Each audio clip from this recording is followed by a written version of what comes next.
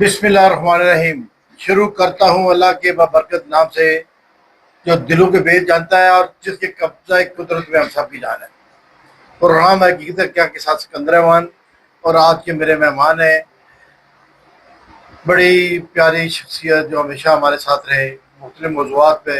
आज एक नए मौजू के साथ शहजाद मलिक साहब मेरे साथ हैं, और मौजू क्या है कि मौजूदा हाउसिंग सोसाइटियाँ आज़ाद कश्मीर में उसके रुझानात का हवाले से बात करेंगे, और जो खदशात हैं और जो तहफ़्ज़ात हैं उस पर जिक्र किया जाएगा।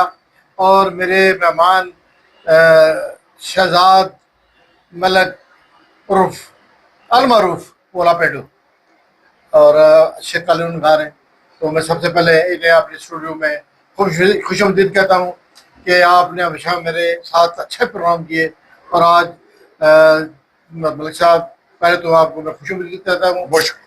और दूसरा ये कि जो सिटी हाउसिंग सोसाइटी है इस पर आपने तस्करा करना है, और जो ये ट्रेंड चल पड़ा है आज़ाद कश्मीर के अंदर सोसाइटियों की, इसके हवाले से जो बात करना चाहेंगे। माशाल्लाह आप इस्लामाबाद में रहते हैं, सारी सोसाइटियों को आपने देखा हुआ है, परखा हुआ है, और आपको पता है सोसाइटियाँ किस तरह डूबती हैं, किस तरह लोगों को डुबोती हैं, किस तरह पूरी जिंदगी जमा पूंजी किस तरह तबाही की तरफ लेके जाते हैं, और लोग कंगाल हो जाते हैं, और बाद लोग खुदकुशी भी कर लेते हैं, और कुछ घर लोग छोड़ के चले जाते हैं जो लोगों को पैसा साथ लेके चलते हैं।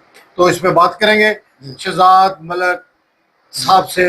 आप जनाब अपने ज़रूरी ख्यालात से लोगों को नवाजें।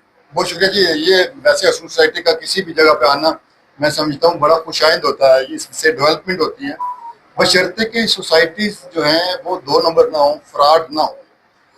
आपको मैं बताऊं कि रावलपिंडी में जो DGRD हैं किज़ा मुर्तज़ा, उन्होंने एक फहरिस्त अवेजा की बड़े बड़े साइन बोर्ड्स के ऊपर, जिस पर 153 सोसाइटीज़ का जिक्र था कि उनके पास NOC नहीं है, और वो रावलपिंडी और इस्लामाबाद में काम कर रही है। 150 से ज़्यादा वो सोसाइटीज़ जिन्होंने कानूनी तकाजे पूरे नहीं किए, वो रावलपिंडी और इस्लामाबाद जैसे शहरों में भी काम कर रही है। आप देखें, अगर हम फ्रॉड का रेशो यही देखें तो बाकी शहरों में भी अगर दो दो चार चार फ्रॉड सोसाइटीज़ हों तो फ्रॉड जो अरबों खरबों में जाता है। लेकिन ये जो आप बता रहे हैं मीरपुर की हाउसिंग सोसाइटी जो आ रही है, हम तो इनको वेलकम कहेंगे कि अगर वो कानूनी तकाजे पूरे करते हैं, अगर वो सारे NOC लेते हैं, अगर आवाम को वो नेशनल या इंटरनेशनल लेवल की उस स्टैंडर्ड की रिहाइशगाहें देते हैं तो ये बहुत अच्छी बात होगी। लेकिन यह है कि अमूमन हमने ये देखा है कि सोसाइटीज़ आके जाल बिछाती हैं और लोगों को लूट के चलती बनती हैं, और उसमें क्या होता है, जब इस तरह का जाल बिछता है तो कुछ लोगों को खरीदा जाता है, और बिकने वालों में मीडिया पहले नंबर पर होता है। मीडिया बिकता है, आपने प्लाट लेता है, इससे लेता है, उनकी तशहीर करता है, उसके बाद वो ब्यूरोक्रेसी को खरीदते हैं, ब्यूरोक्रेसी से NOC खरीदते हैं, और उसके बाद जनाब वो एक जाल बिछा के सादा लोगों को लूट के ले जाते हैं। 10% 15% वो उन हिस्सेदारों को दे देते हैं जो माफियाज का हिस्सा बनते हैं, और बाकी फिर लोग हमेशा जो है वो यानी उनका पछतावा रहता है। तो मेरे साहब, आपने बड़ी अच्छे अंदाज में लोगों को ब्रीफिंग दी कि सोसाइटियाँ क्या करती हैं और किस तरह लूटा जाता है।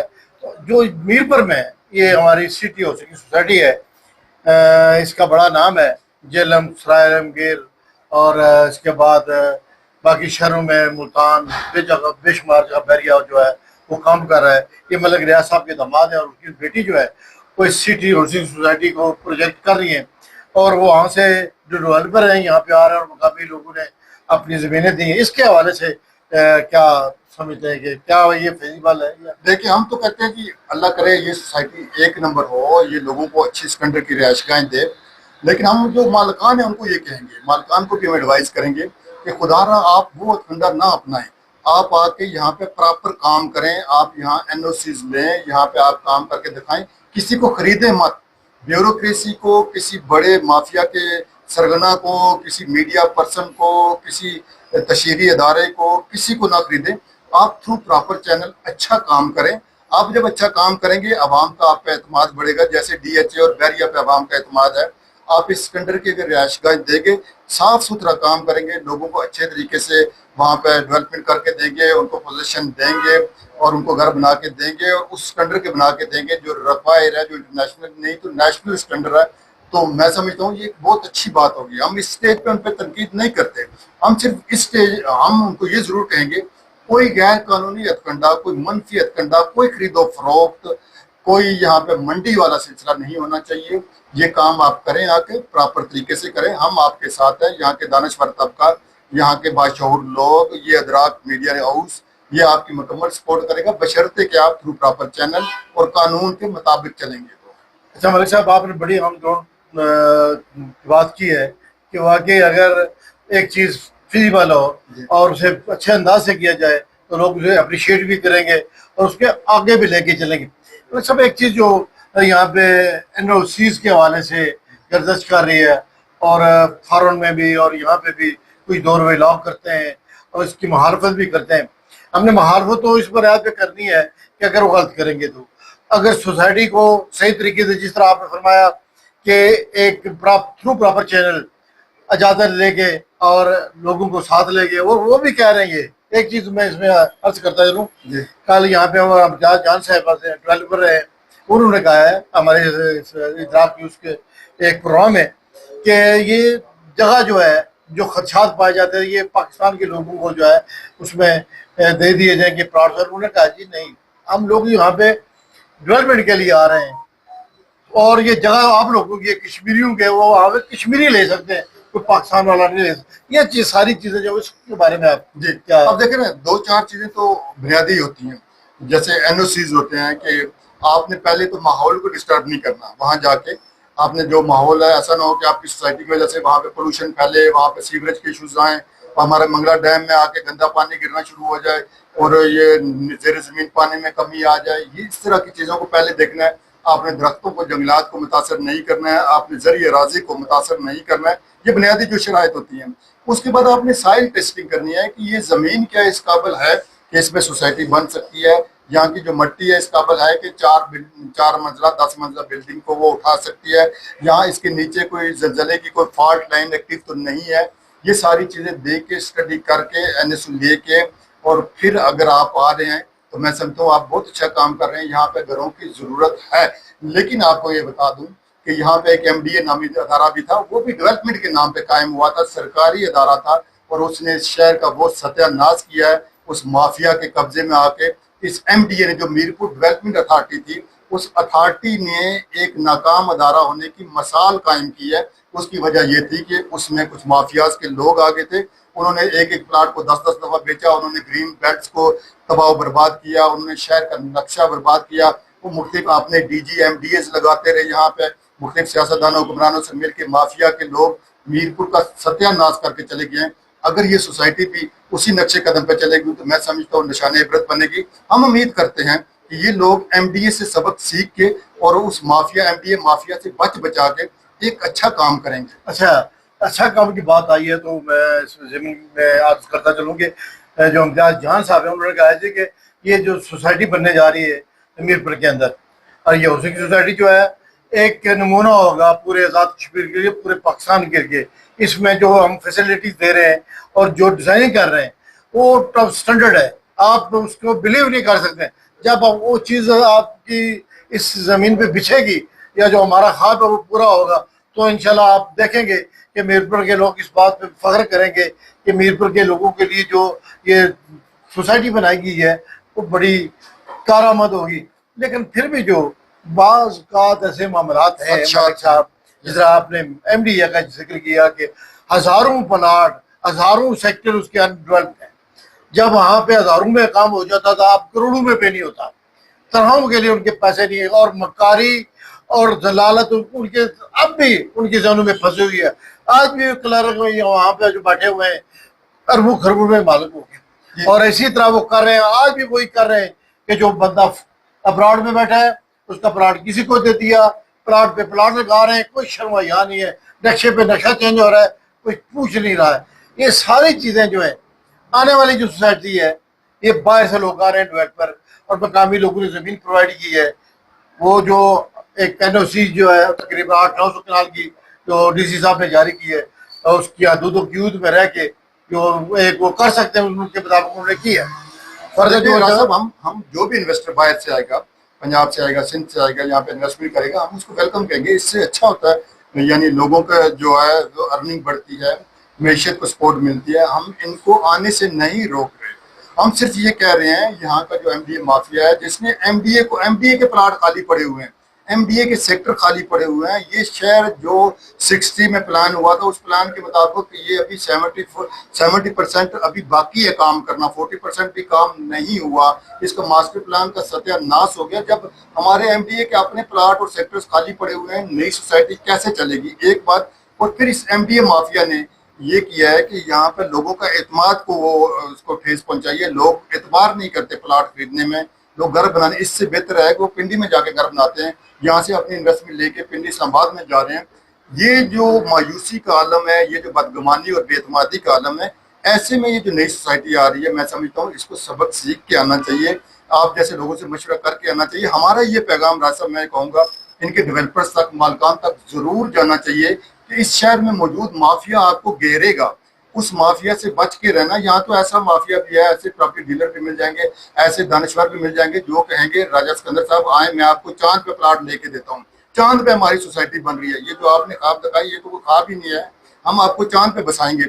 ऐसा मकर फरेब करने वाले लोग भी मौजूद हैं। अच्छा मलिक साहब, एक बात, बकर फ्रे की बात आ गई और लूटने वाले की बात, वो जो अब यहाँ पे एक बड़ा माफिया जो है, आपको भी पता मीरपुर के अंदर बेशुमार सोसाइटी है जिन्होंने डीसी साहब ने लिख दिया कि ये रजिस्टर्ड नहीं है, इन्हें बंद किया जाए, गैर फाल भी है और लोगों को लूट रहे हैं और जगह जो शमरात की है और इस तरह जो कब्जे में करके दे रहे हैं। इसी तरह पाकिस्तान के अंदर भी इसी तरह बेशुमार है, इस्लामाबाद में सैकड़ों हैं। इस तरह की सारी चीजें बातें। इसमें जो अब ये पाबंदी जो लगी हुई है, इसमें क्या समझते हैं आपको कि जो मीरपुर के अंदर सोसाइटियां पहले से बनी हुई है, उसके लिए भी गवर्नमेंट को सोचना चाहिए कि हमें क्या करना। लेकिन अब कुछ लोग तो ऐसे होते हैं, उनके अपनी जाति प्रॉपर्टी ये 200-400 कनाल है, तो शुरू हो जाते हैं कोई एनओसी लिए बगैर, कोई परमिशन लिए बगैर। उनको ये भी पता नहीं होता है कि डेवलपमेंट क्या है, और उनको ये भी पता नहीं होता जब सोसाइटी बनाई जाती है वहाँ पे कौन कौन सी चीज़ों का ख्याल रखा जाता है। बिलखुसूस इस दौर में एनवायरनमेंट, जो हमारा माहौलियात है, माहौल जो है, उसका तफज हर काम के लिए, हर कंस्ट्रक्शन के लिए जरूरी है। बल्कि बाज लोग तो ये कहते हैं कि घर का नक्शा पास करने से पहले ये लाजमी करार दिया जाए कि उस घर में एक पौधा, एक दरख्त जरूर होगा। ये जो ग्लोबल वार्मिंग हो रही है, ये जो हम गर्मियों का इस शिद्दत की जो है, इस हीट का शिकार है, ऐसे में ये बहुत जरूरी चीजें होगी। अन्य बात सोसाइटीज नहीं होनी चाहिए।